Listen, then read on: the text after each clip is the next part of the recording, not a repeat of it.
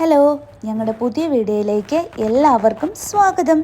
അങ്ങനെ ഈസ്റ്ററൊക്കെ കഴിഞ്ഞല്ലേ, എല്ലാവരും നല്ല രീതിയിൽ ഈസ്റ്ററൊക്കെ ആഘോഷിച്ചെന്ന് വിചാരിക്കുന്നു. ഞങ്ങളും തരക്കേടില്ലാത്ത രീതിയിൽ ആഘോഷിച്ചു. ഈ രൂപം നിങ്ങൾ നേരത്തെ വീഡിയോയിൽ കണ്ടിട്ടുണ്ടല്ലോ. ഇത് ഞാൻ കോശാ ഞായറാഴ്ച പള്ളിയിൽ നിന്ന് കിട്ടിയതാണ്. അപ്പോൾ ഇത് രണ്ടുപേരെ റൂമിലൊക്കെ നല്ല ഭംഗിയായിട്ട് ഒട്ടിച്ചു. പിന്നെ എല്ലാവർക്കും ഒരു മലബാർ ഫാമിലിയുടെ ബിലേറ്റഡ് ഹാപ്പി ഈസ്റ്റർ. അപ്പോൾ ഇന്നത്തെ വീഡിയോ ഞങ്ങളുടെ ഈസ്റ്റർ പരിപാടികൾ എങ്ങനെയായിരുന്നു പോയതെന്നാണ്. അപ്പോൾ രാവിലെ തന്നെ നമ്മൾ കള്ളപ്പവും ചിക്കൻ കറിയും ആട്ടോ ഉണ്ടാക്കിയത്. ചിക്കൻ കറി നമ്മുടെ ചേട്ടായി ഉണ്ടാക്കി, കള്ളപ്പം ഞാൻ ചുട്ടു, നമ്മുടെ അഞ്ചൂസ് ചായയൊക്കെ വെച്ചു. ഞങ്ങൾ രാവിലെ തന്നെ ഫുഡൊക്കെ കഴിക്കാൻ വേണ്ടി ഇരുന്നു. പിന്നെ ഇത് അഞ്ജുവിൻ്റെ കമ്പനിയിൽ നിന്ന് കിട്ടിയ സ്നാക്സ് ആയിരുന്നു. പിന്നെ എന്താണ്, അപ്പോൾ ഈ കൂട്ടത്തിൽ ഏറ്റവും കൂടുതൽ ഹാപ്പിനെസ് അഞ്ജുവിനായിരിക്കും. യഥാർത്ഥ ഈസ്റ്ററൊക്കെ കഴിഞ്ഞ് നമ്മൾ പാതിരാ കുർബാനയ്ക്കോ അല്ലെങ്കിൽ രാവിലത്തെ കുർബാനയൊക്കെ കഴിഞ്ഞ് വന്നിട്ടുള്ള ഭക്ഷണം കഴിയിൽ എന്താ പറയുക, നമ്മൾ നോമ്പെടുത്തതാണെങ്കിൽ ഈ ഒരു ഭക്ഷണം കഴിക്കൊരു ഭയങ്കര ഫീലിംഗ് ആണ്. കാരണം 50 ദിവസവും മാംസാഹാരങ്ങൾ ഉപേക്ഷിക്കുക എന്ന് പറഞ്ഞാൽ ഭയങ്കര ഒരു ടാസ്ക് തന്നെയാണ്. അപ്പോൾ 5 ദിവസം മാത്രമേ നോമ്പെടുത്തുള്ളൂ. ഞങ്ങൾ 3 പേരും കണക്കായിരുന്നു. എനിക്ക് എന്താ പറയുക, 50 ദിവസമൊക്കെ പിടിച്ച് നിൽക്കുക എന്ന് പറഞ്ഞാൽ ഭയങ്കര ബുദ്ധിമുട്ടാണ്. ഇറച്ചി വീട്ടിൽ മമ്മി അങ്ങനെ വാങ്ങിക്കാറില്ലായിരുന്നു, അതുകൊണ്ട് ഇറച്ചി നമ്മൾ 50 ദിവസം കൂട്ടില്ല. പക്ഷേ എനിക്ക് ഇച്ചിരി മീനില്ലാതെ ചോറിറങ്ങാൻ ഭയങ്കര പാടാണ് കേട്ടോ. സത്യം പറയാലോ. 5 ദിവസം പക്ഷേ എല്ലാ കൊല്ലവും 5 മമ്മി എന്തായാലും പെർഫെക്റ്റായിട്ട് ആ കാര്യത്തിന് എടുക്കും. പിന്നെ എന്താണ്, ഞങ്ങൾ ഉച്ചക്കത്തേക്കുള്ള ഫുഡൊക്കെ ആക്കി, കക്കിരിയൊക്കെ മുറിച്ച് വെച്ചു. അതുപോലെ തന്നെ ചിക്കൻ ഫ്രൈ ആക്കി, പിന്നെ നെയ്ച്ചോറ്, പിന്നെ എന്താണ് അച്ചാറ്, സല്ലാസ്, ബീഫ് കറി, ഇത് നമ്മുടെ അബിമ്പോളി വെച്ച കേട്ടോ, പപ്പടം. അപ്പോൾ ഇത്രയും കൂട്ടിയുള്ള ഒരു ഭക്ഷണമായിരുന്നു ഉച്ചക്കത്തെ ലഞ്ച്. ചേട്ടയുടെ അനിയൻ വരുമെന്ന് പറഞ്ഞായിരുന്നു, പക്ഷേ അവൻ വന്നില്ല, അവൻ ഞങ്ങളെ പറ്റിച്ചു. പിന്നെ ഞങ്ങൾ ഭക്ഷണമൊക്കെ കഴിച്ച് കഴിഞ്ഞ് റെസ്റ്റൊക്കെ എടുത്തിട്ട് ഞങ്ങൾ പാർക്കിലേക്ക് പോയി. ഇത് ലുലു മാൾ കേട്ടോ, നമ്മൾ താമസിക്കുന്നതിന് തൊട്ടടുത്താണ്. അപ്പം ഞാൻ നിങ്ങളോട് മുമ്പത്തെ വീഡിയോ പറഞ്ഞിട്ടുണ്ടായിരുന്നു, ഇവിടെ ഒരു പാർക്കുണ്ട്, ഞങ്ങൾ ഇടയ്ക്കിടയ്ക്ക് പോകാറുണ്ട്. ഇപ്പം നോമ്പിൻ്റെ സമയമായതുകൊണ്ട് ഒരുപാട് കടകളൊക്കെ ഇതിൻ്റെ ഉള്ളിൽ വന്നിട്ടുണ്ട്. അന്ന് നിങ്ങളോട് ഞാൻ കാണിക്കാമെന്ന് പറഞ്ഞിട്ടുണ്ടായിരുന്നു.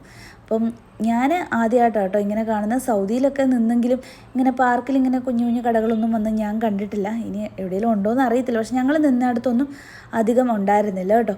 അപ്പം ഒരുപാട് തുണിക്കടകളും അതുപോലെ തന്നെ ചെരുപ്പ്, ബാഗ്, പിന്നെ ഫുഡ്, അങ്ങനെ ഒരുപാട് കടകളുണ്ടായിരുന്നു. കാണാൻ നല്ല രസമായിരുന്നു. നാട്ടിലെ ഒരു എന്താ പറയുക, ഉത്സവപ്പറമ്പിലോ അല്ലെങ്കിൽ പെരുന്നാൾ ചന്തയിലൊക്കെ പോയി ഒരു അതേ പ്രതീതിയായിരുന്നു എനിക്ക്. പിന്നെ മലയാളീസ് മാത്രമല്ല, എല്ലാ ഭാഷക്കാരും ഉണ്ടായിരുന്നു. എനിക്ക് ഭയങ്കര സന്തോഷമായി കേട്ടോ ഇവിടെ വന്നപ്പം. എനിക്കെന്തോ അതുപോലെ തന്നെ ഉത്സവപ്പറമ്പിലൊക്കെ പോയി അതേ ഫീലിംഗ് ആയിരുന്നു. എല്ലാ സാധനങ്ങളും നമ്മളിങ്ങനെ നോക്കി നോക്കി പോവുകയാണ്, ഒന്നും അങ്ങ് എടുക്കണോ വേണ്ടയോ. പിന്നെ പൈസ എന്തോരാണെന്ന് നമ്മൾ ചോദിച്ചില്ല. ഇതിരിക്കുന്ന ബെഡ്ഷീറ്റുകളാണ് കേട്ടോ.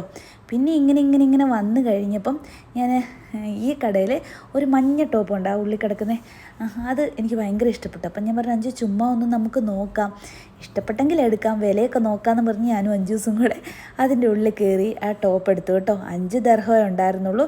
പിന്നെ വേറൊരു ടോപ്പും കൂടെ എടുത്ത് 2 ടോപ്പ് എടുത്തു. പിന്നെ കുറേ പലാസ പാൻറ്റുകളായിരുന്നു, നല്ല ഭംഗിയായിരുന്നു കേട്ടോ. എല്ലാം കാണാൻ നല്ല തുണിയായിരുന്നു, ഒറ്റ കളറും അതുപോലെ തന്നെ പ്രിൻറ്റഡ് വർക്കൊക്കെ ഉള്ള ഒരുപാട് പലാസ പാൻറ്റുകളുണ്ട്. അതിൻ്റെ അകത്ത് ഒരെണ്ണം കൂടെ നമ്മളെടുത്തു. ഇതൊക്കെ അടിപൊളി ഡ്രസ്സുകളായിരുന്നു കേട്ടോ. ഇതൊക്കെ കുറച്ച് വില കൂടിയതായിരുന്നു. ഈ കറുപ്പ് അഞ്ജൂസിന് ഭയങ്കര ഇഷ്ടപ്പെട്ടു. എടുക്കണോ വേണ്ടയോ എന്ന് ഭയങ്കര കൺഫ്യൂഷനിലായിരുന്നു.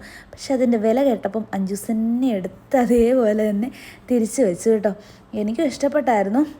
പിന്നെ അത് 40 ദർഹം എങ്ങാണ്ടാണ് പറഞ്ഞപ്പോൾ, എന്തായാലും ഇച്ചിരി ബുദ്ധിമുട്ടായതുകൊണ്ട് നമ്മൾ അവിടെ അതേപടി വെച്ചു.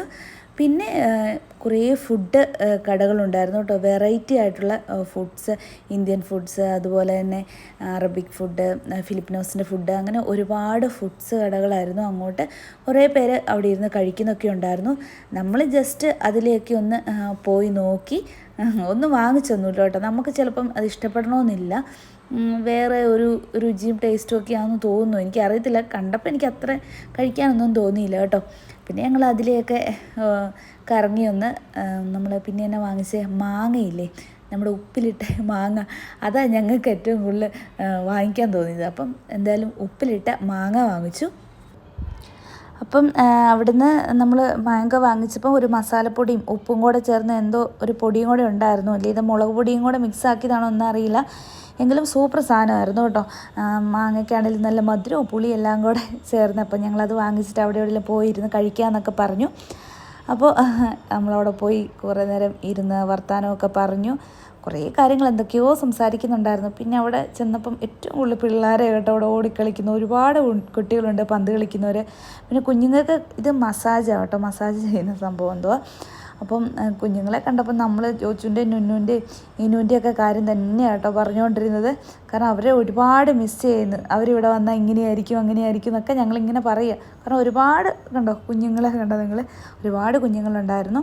പിന്നെ അവർക്ക് കളിക്കാനായിട്ട് ഒരുപാട് സംഭവങ്ങൾ അവിടെ ഉണ്ടായിരുന്നു. പിള്ളേരായിരിക്കും ഇവിടെ വന്നിട്ട് ഏറ്റവും കൂടുതൽ എൻ്റർടൈൻ ചെയ്യുന്നതെന്ന് തോന്നുന്നു.